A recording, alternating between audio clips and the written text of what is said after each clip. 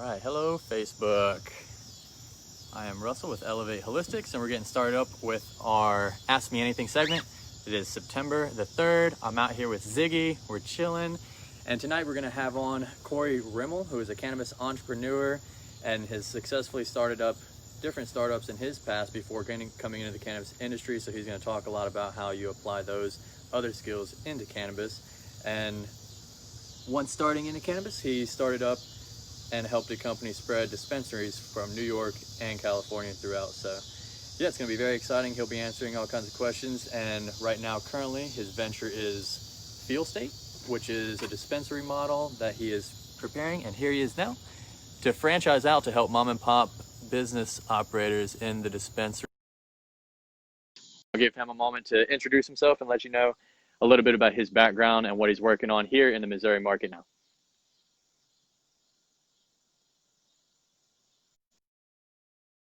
There we go. How are you doing?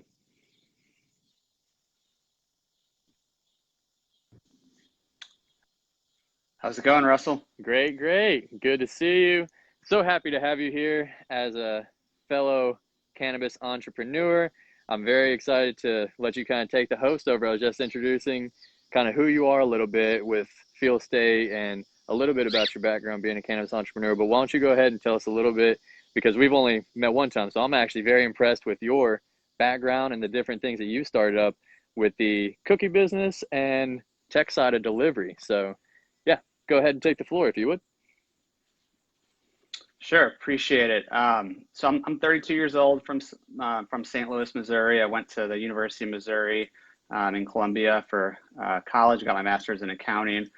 When I was 20 years old, I had this crazy idea that I would start a cookie delivery store and start delivering cookies late night and to college students, then for gift delivery. Really no idea what I was doing the first few years, but eventually the company kind of took off and opened up stores. 10 years later, there's now stores in 3 different cities, 5 locations. And 2011, I also had another company called MizMenus.com. That was an online ordering restaurant delivery service. We worked with very similar to Grubhub and Uber Eats. Ended up merging with a larger company out of Texas and worked on that for about 5 years.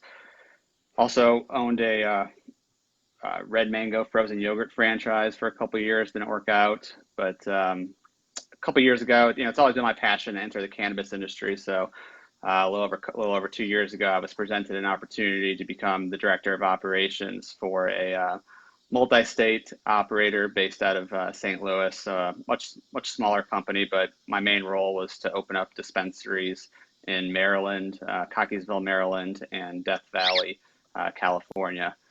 So did that for about a year, and was pretty disappointed with some of the multi-unit dispensary operators around the country after just visiting dispensaries in multiple states. And didn't really see a company that I thought, could kind of be that next Starbucks, McDonald's, Chick-fil-A type brand. So myself and quite a few others from the company left to form our new company called Feel State, and that's what we're working on right now. The goal is to create a franchise concept and license our brand across the country, starting in Missouri, strictly for dispensaries. Right, very interesting. So essentially it's a model that you would take and kind of share this model with anyone who has a dispensary, but not the experience or the idea of how to create a brand and really how to build that image to be successful, or to be that Starbucks kind of, you think about it and it's easy and they have the training laid out for their employees, right? Yeah, one of the big things that makes owning a franchise attractable is the systems and the procedures and the marketing already in place. It allows entrepreneurs a helping hand when they are running their business. And there's just a lot of companies, especially in the cannabis industry, that are fully vertical, that spend the majority of their time raising money, cultivation, manufacturing, and kind of leave out, forget about the dispensary, because it's just really easy to kind of sell cannabis flower right now, because there's so many limited states with limited licenses that kind of don't create much competition, as much as you would see in a free market. Right. Yeah, that really is kind of the issue with the limiting of it. It is limited by licenses being medical, but so being that it's easy, what makes and going back, I think I want to touch a couple notes before we move too far into this, is your background, that how you were able to successfully, starting at 20 years old, right, with your first business, that Right. you just started developing business. And I think that's so incredible. I mean, it's just a talent that anyone really to chase your dreams can do. And being an entrepreneur, I think you can definitely speak on that, is that, you have an idea just to chase that. And from then till now, it's been 12 years, and you're taking all of that knowledge and applying it into, like you said, you relate in the cannabis industry is no different than any other industry, the retail and the actual business model. And you take those other industries and the conveniency and apply them into the cannabis industry. And so, yeah, congratulations on that. I just want to touch back and let anyone know, saying that if anyone's watching tonight, feel free to ask us questions. We'll incorporate that if you guys have questions from your background or just things you want to know about entrepreneurship or pursuing something in any business type, but specifically cannabis tonight. And we'll go into further of how Corey has taken what he's learned in his past and built this into a perfect kind of cookie cutter. Here's the layout. Here's where we're going to do this. But in a higher level. So I want to pick back up and ask, what makes your dispensary model, like you said, it's very easy to sell cannabis. There doesn't seem to be much focus on the retail. So what are you doing to change up the cannabis retail game with your model to kind of stand apart and be that customer friendly, patient focused, I would assume, yes, business model for a dispensary? Sure.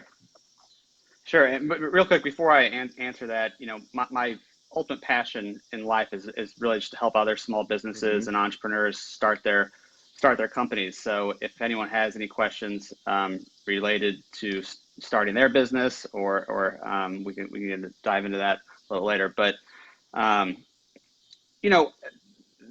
lot of there's tons of different models to run a dispensary, but in my opinion, the best type of dispensary is one that is interactive with their local community and provides incredible customer service inside the dispensary, and that's through just genuinely caring about the customers and getting to know them and treating them like real people, and then it's also educating those customers if they want the help. There's a lot of patients that may say they're using recreational, but and then there's a lot of real cancer, PTSD, depression patients that have a ton of questions. I've never used cannabis before, so if you have a really highly trained staff working inside your dispensary, it's much easier to kind of build that customer relationship, which will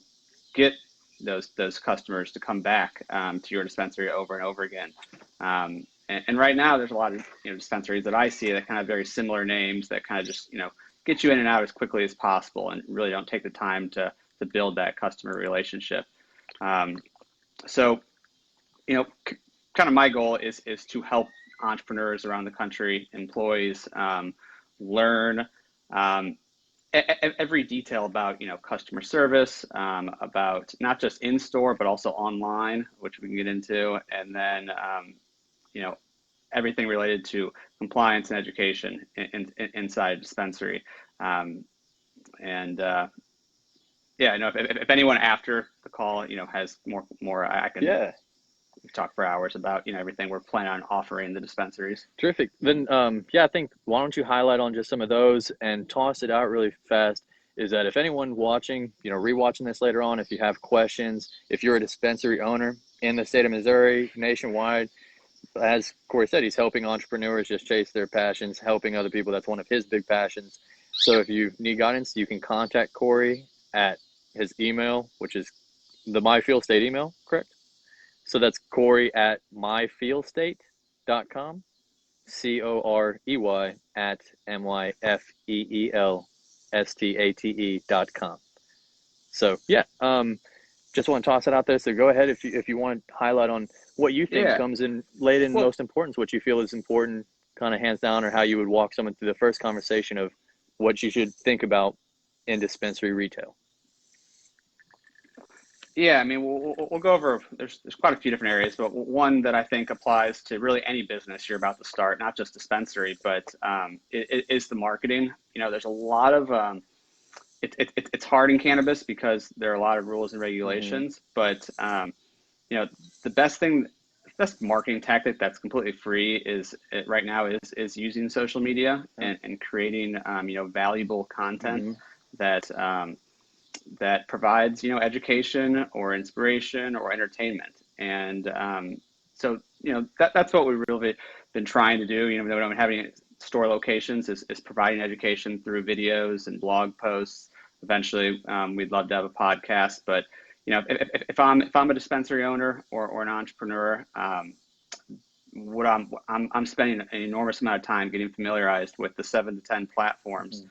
on social media that, you know, this country is addicted to, and figure out a way to craft your story and your message around creating valuable content that is purely, you know, educational, you know, or entertaining, like I said, and not trying to just do a, so. You broke up a And little bit there. can You you hear broke up me? a tad bit there. You said, and not just only the very last point. Trying to sell your product, not just trying to sell your product, but instead, you know, constantly trying to add value. So, Right. you know, if you're a dispensary brand or any brand and you've got a ton of content, you're constantly creating content on Facebook, LinkedIn, Twitter, TikTok, YouTube, all the major platforms. Then you can, you know, really start to interact with the community, and you know, start commenting and on people's you know, posts, having Facebook Live events Right. like this, joining in on Yeah. conversations. You know, Elevate does a great job of this, Yep. and I think, you know, it would help a lot. So that's one area that, you know, Feel State really wants to help these entrepreneurs that have a dispensary, because it really is a lot to run a dispensary. Then you got to factor in all the compliance Mm-hmm. issues, all the banking issues, and you got to market yourself, compete with, you know, hundreds of other dispensaries. So marketing, you know, just building your brand, what your personal brand and your company brand. I just couldn't stress the importance of that, and if you want to succeed with any business in 2020. Yeah, absolutely. The content is a huge one, especially in the cannabis industry where it's all fresh content. I mean, there's so much research going on. That's why, you know, Elevate Holistics, absolutely. We stand behind that. We're bringing the community together. Anyone watching this, if you're, you know, we're going to have these Ask Me Anythings coming up weekly. Very shortly on the 17th, we will be having guest speakers from Suede on, and they're going to be announcing the very first opening operating dispensaries in the St. Louis area. So it's very exciting. And, you know, as you were saying, 100% agree. That's why we want to bring on professionals like you, medical professionals, just industry insight is what's open conversation is what we need. I feel more of it. So we're trying to bring everyone together in that sense because the content is golden right now. And it's, I would say it's a little overwhelming. You know, without guidance, how do you learn something? Sometimes without being taught. You know, we have so much as far as resources at our fingertips, but at times it's a little overwhelming. So that's why, you know, we're doing our part with Elevate Holistics to connect with people that are really making a difference in the industry like you are, to develop these operating procedures and these easy kind of formatable, like digestible bits of what's important in a dispensary. Right, right. Yeah, and so that kind of leads me to the next area that, you know, a dispensary should have, or really any business that is going to scale, is the systems and Mm-hmm. procedures of really every task that goes on. You know, if I failed at this a lot, you know, when I first started my cookie store many years ago, is wanting to work every hour of the day and handle every single big project. But, you know, the best way to grow a business is to have be able to have your employees offer just the same level of customer Mm-hmm. service and as you can when you're not there. And the best way to do that is to have incredibly detailed and good training procedures for new employees, and ongoing education and training for employees. It allows it, the store to be consistent, the same experience every single time. And it's, the best company in the world that does this is a McDonald's, Right. and they kind of It's invented, incredible. creating these systems and procedures. But it really does make things a lot easier for the entrepreneur when you're growing a business if you have these manuals. Oh, absolutely agreed. And I think that would be probably the most meticulous thing that I've found in creating business, is that until you understand, I think, but running around doing all those positions is necessary. You either have to gain the experience in the workforce or wear all those hats, because it comes down to providing these operating procedures and breaking it down into little, this is exactly what we're doing each time, and being able to hand that off. So for anyone, I would say that's a big point.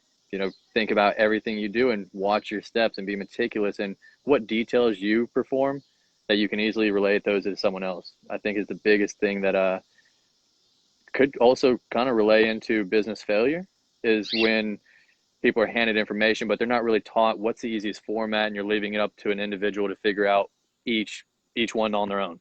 How do you get this done? And taking that into previous experience, I came up in the food and beverage industry and restaurants, and that, as you kind of have experience with food preparation, is my experience in that, I think, relates in very well with retail and everything. And for anyone out in food and beverage, take note to food and restaurants. It's nothing more than a theme change, but the recipes are the same. You notice menus, after you kind of have that concept, you realize that menus are just a fine change of everything. And then you have to train from the kitchen down everyone's specific job, and think about, moving up busboy, waiter, as you learn those skills.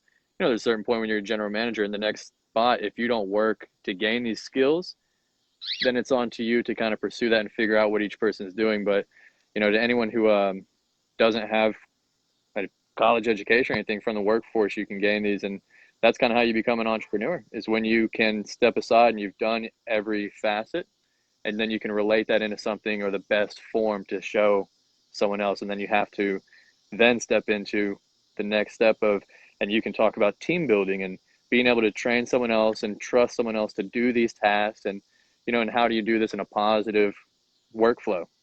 How do you keep people motivated? Yeah. I couldn't agree more. And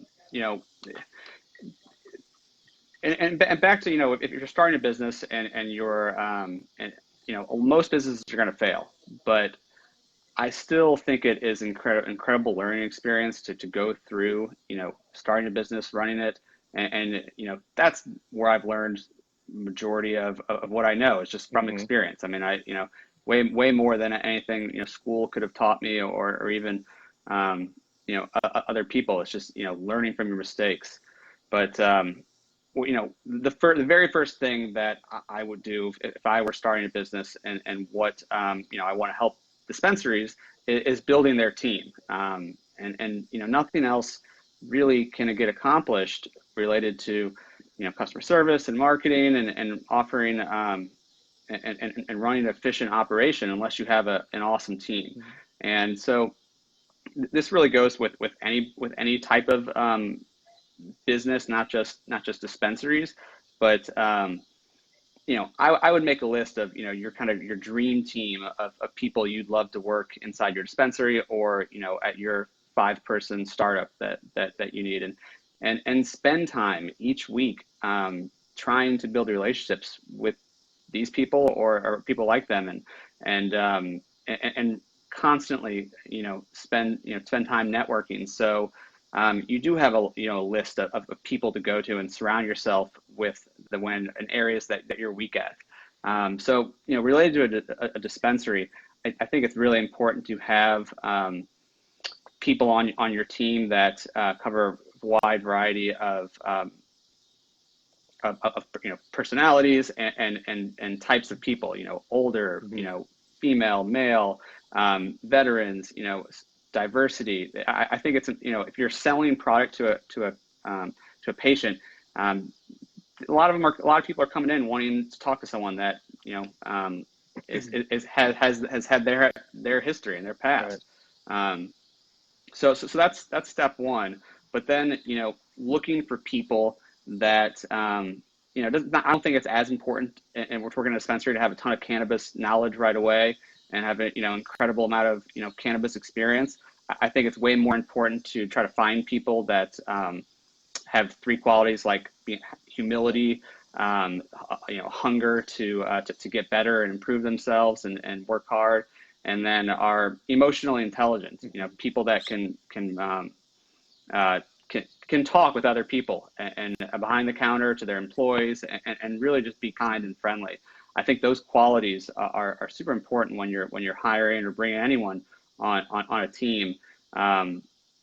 And so, you know, if you can build a team like with people like that, and then you figure out, you know, how to make them happy by, you know, what do they want to accomplish in life, and that kind of becomes the new goals of the company.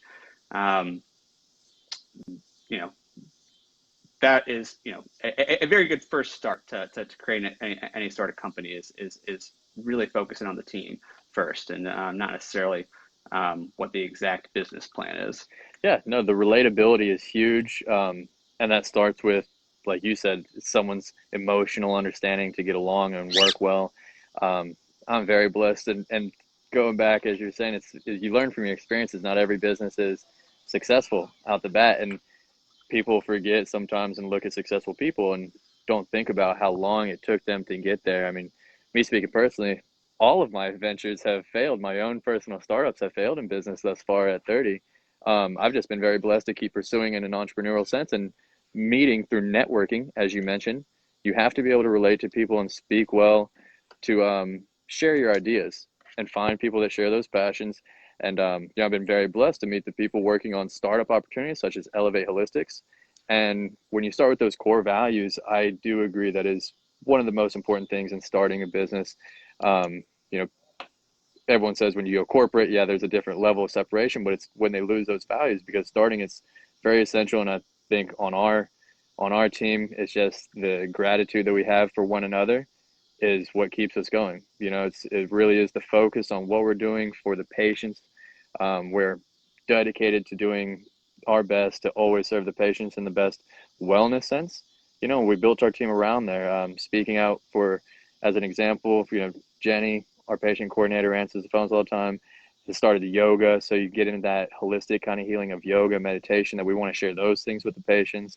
Aspen is a wellness coordinator, so she hosts wellness consultations. And yeah, definitely the staff and the people you place around you are more, I think, more important than the business itself at points, because you have to be able to rely on people, and that transitions into someone's in a dispensary, for example, that transitions. If you can trust this person that you always get along, is that, you know, someone coming through the door is going to have that relatability, feel that friendliness, they can start a conversation, and then they can relate to people. So yeah, absolutely. I think that's where it starts.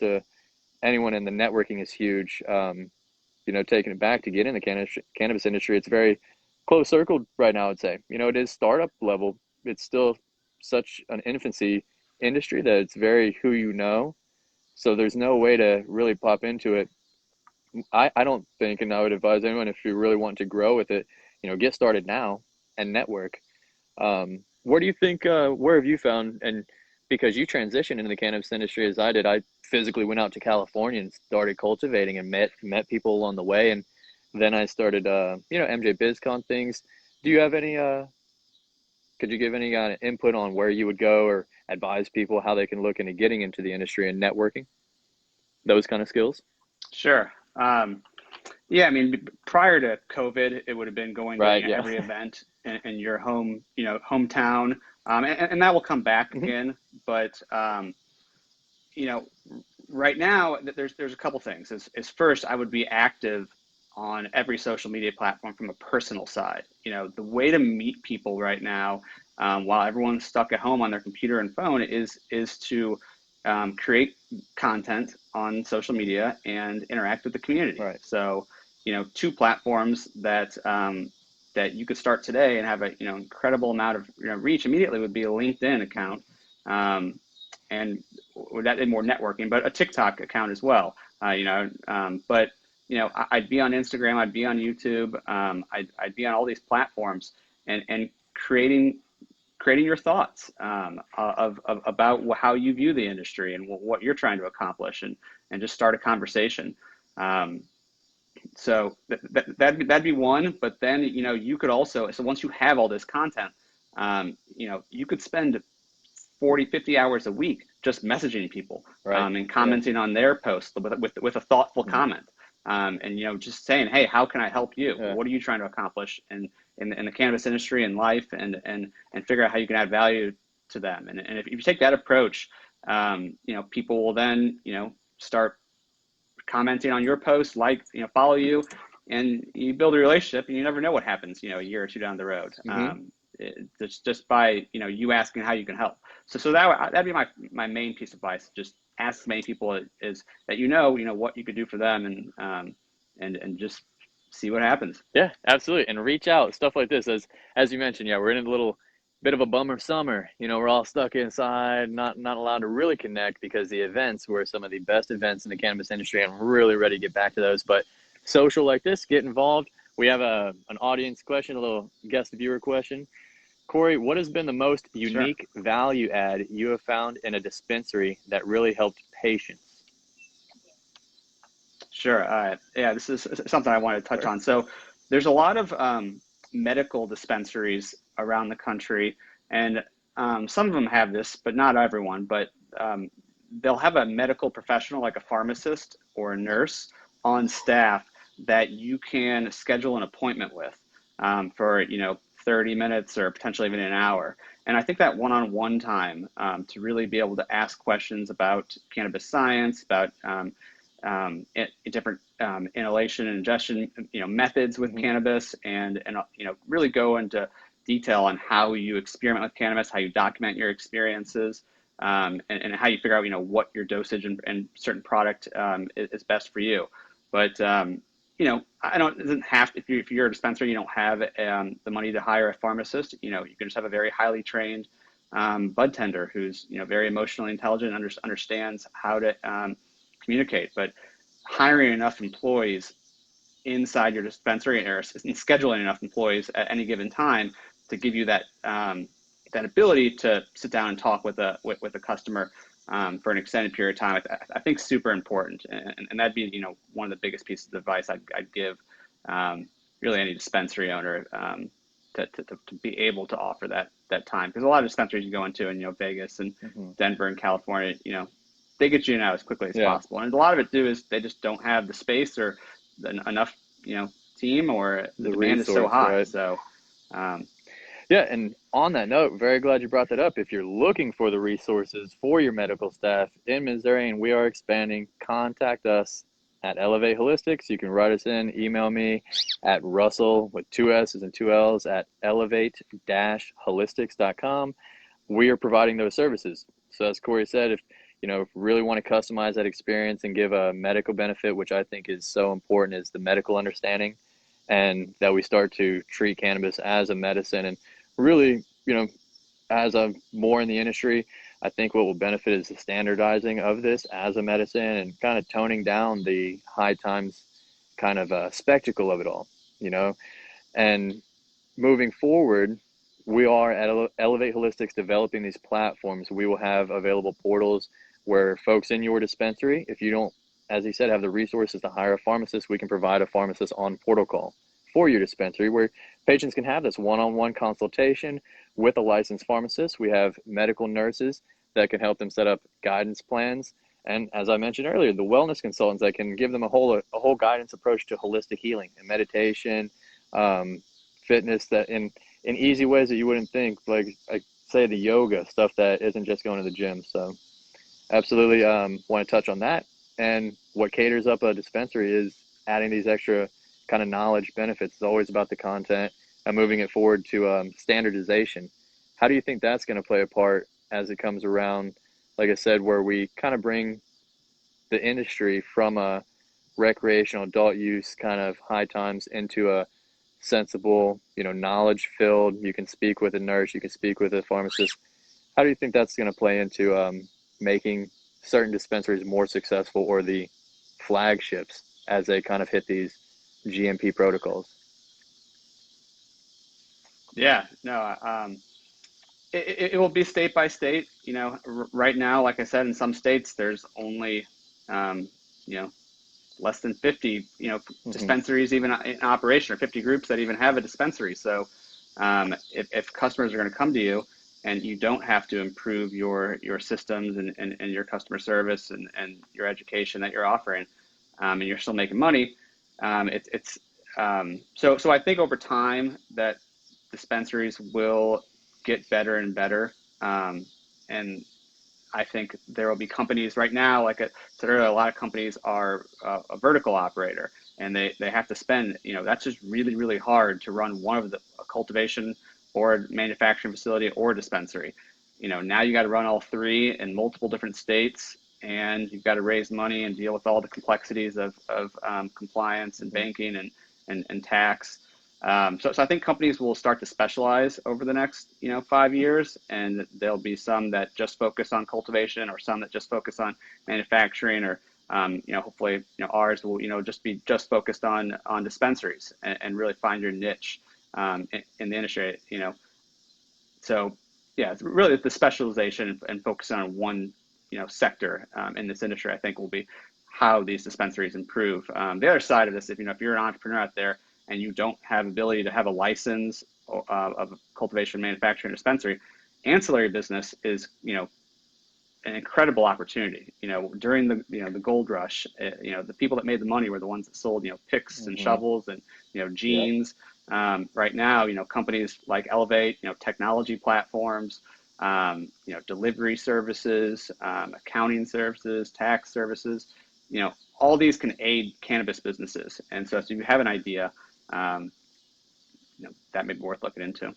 Yeah, no, 100%. I think that, in the services, and I'm going to tie this into a couple things with Elevate Holistics, for example.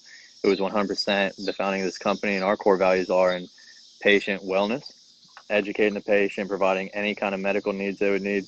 And then also, we stepped into the technology side of making it so convenient that you can see a doctor and be recommended right from home. You know, Telemedicine isn't something new, it's something that needs to be implemented into the cannabis industry. I mean, we need these. And going back to the importance of the building around like a medical focused, platform, is that there are adult markets that have, there are states that their cannabis markets have gone adult use, and they don't lose the need for the medical side. There's still medical patients, there's still a customer base that finds that very important, especially, because this is so new to everyone. So yeah, I think those are the key points, is changing that. If you're going to pick out, and provide things that people need, it's finding something that's unique, or the compliance. I also distribute True Steel equipment, and that's a company that started in 2017 for manufacturing, and it's having stuff that is, peer reviewed, has all the stamps you need to move on with the industry. Because we're hitting a point where state by state, we're going to have good manufacturing practices implied, where you're not going to be able to start up and just run with it unless you're working on that level. And Right. going back, like the finance thing, kind of lost track. Yeah, it's a lot to go into. I mean, I even lose track of just. Yeah, I had one thing I wanted to briefly mention, that you mentioned that you had had some startups that that haven't, in your mind, haven't been successful, and in my mind, that's the definition of Yeah, success, is being able to overcome adversity, and still continue on and love running a right. business every single day, even when you haven't made your so-called millions, and and and that's really the hardest part, and potentially the most important part of being an entrepreneur, is being able to overcome those failures. And so um, if you are out there looking to start a business and you've failed once, I think that's an advantage over someone that's never Yeah. failed. So No, the experience um, is necessary, 100%, because you keep pursuing it and you learn for each one going forward. So, yeah, yeah. absolutely. I Um, had another one that I wanted to mention really fast. Someone asked for your business Facebook and Instagram. What's the best Instagram and Facebook that people should be looking up to we got a comment in there. It's at Feel State. Is that the Instagram? Yeah. If you go to myfeelstate.com, all the links are at the bottom. But I think it's my Feel State on Instagram, and then Feel State, 2 words, on pretty active on LinkedIn and Facebook as well. Absolutely. Another real quick connection that you mentioned earlier, talking about, yoga and meditation. And I just couldn't agree more that cannabis it's just one tool in the toolbox. It doesn't cure anything, but I think if you have a staff that works in your side of your dispensary, or that is trained on some of these holistic treatments, and understands that when someone comes in, I can't sleep, or I have anxiety, that cannabis is only going to help so much, that there's other things that you can do on a daily basis, such as a morning routine or exercise, or eating healthy, and other things like meditation and yoga, that I think it's super important to yeah, be able to incorporate into your life too. I mean, with the balancing of how cannabis goes into the body, it's really just helping us naturally balance our own homeostasis of all of our systems. So to incorporate a little healthier diet, to get a little physical exercise in, all these things balance into building the temple of your body, and being healthy and living a happy, fulfilled life, which I truly believe it correlates into chemicals in your brain pumping off at a higher serotonin level, and all these things relating into a happier life even. Right. Couldn't agree more. Well, it's been about a half hour. What other comments? Is there anything on your mind that you want to relate to folks about my Feel State, or?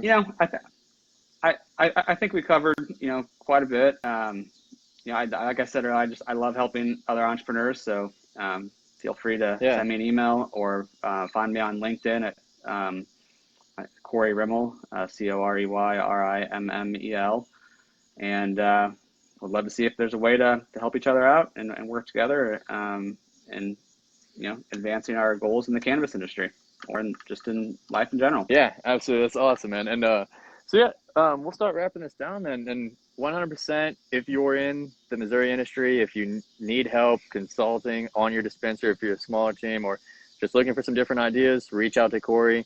They're working on a great platform. He's got it all figured out, completely dominoes franchise. He's going to hand you everything you need to know. He's going to help you build a team and talk about these important things you can focus on to help you be more successful business. If you're looking to get involved in the cannabis industry, reach out to him or us. If you need your recommendation, very shortly, a big announcement. I'm going to go in and say on the 17th of this month, we will have Jack Haddix from the Sway Dispensary. They are a 5-dispensary chain and a vertical operation out of St. Louis. We'll have him on, and he's going to talk about their first grand opening. They will be the first dispensary with product on their shelves. So make sure you check us out on the 17th for that. We're going to be giving links out to how you can book your appointment to get a card and be ready for that opening. So check us out there. That's all I got. I want to make mention, and thank you, Corey, for everything that you're doing. Thank you for coming on with us. I would love to have you on again, and we'll just pick out some more topics next time. And anyone watching, if you want to email in, questions for next time, if you have ideas, if you want to come on these lives, please contact us. For sure. Would love it. Thanks a lot, Russell. Appreciate it. Absolutely, man. You have a wonderful night. We'll talk to you later.